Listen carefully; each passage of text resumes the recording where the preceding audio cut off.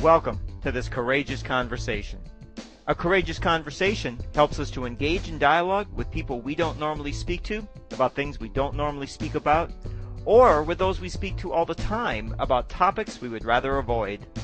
Hi, it's Tim Mulvaney, and welcome to today's Courageous Conversation. Today's going to be a little bit rambling, but the question today is, was Adam Lambert, contestant on American Idol, the New York City Idol Show, and Twitter have in common, and whether they possibly have to do together with Courageous Conversations and diversity. So, a couple of things. One, first, just as last Monday, I went to the New York City International Auto Show, which is one of the two shows I go to throughout the year. One is the Philadelphia Flower Show in March, which is the country's largest and longest flower show, and the New York City Auto Show. So I'll go to that.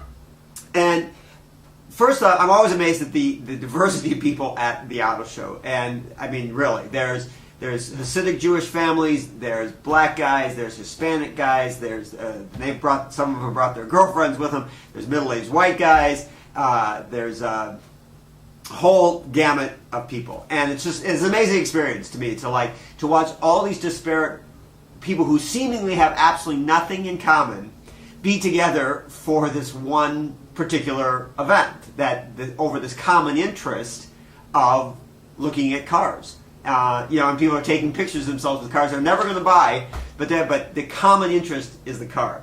So that it's always just amazing to me. And then, and Adam Lambert on American Idol, which I don't even watch American Idol, just to say, but I read about this online and on the papers, all these sort of things.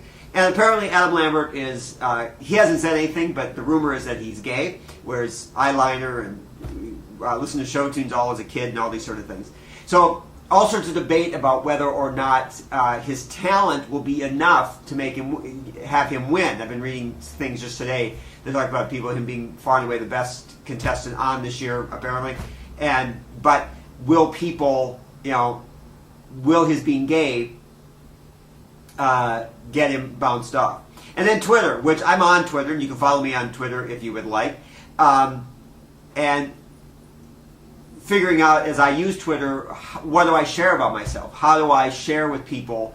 We have our personas that we put on for work. We wear our costumes and things. But then, how do we bring ourselves and actually share ourselves in these variety of formats? And Twitter being one of those. So one of the things, actually, the thing that connects it all together to me, which is kind of interesting, is is the notion of, just because we think we know somebody, and we think because of how they look, because of how they sing, because of how whatever, that we know who they are, and we know how they see it, and we might know their view.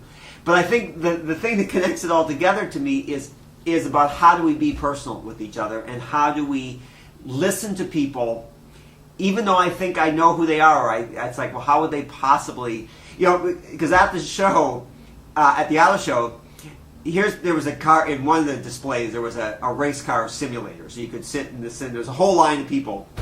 Yeah. And here is a Hasidic Jewish man wearing his shtreimel, the big fur hat, standing in line to be in the race car simulator.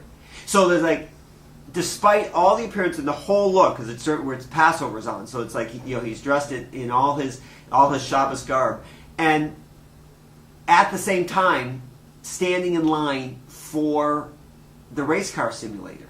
So the reality is, we don't know who people are.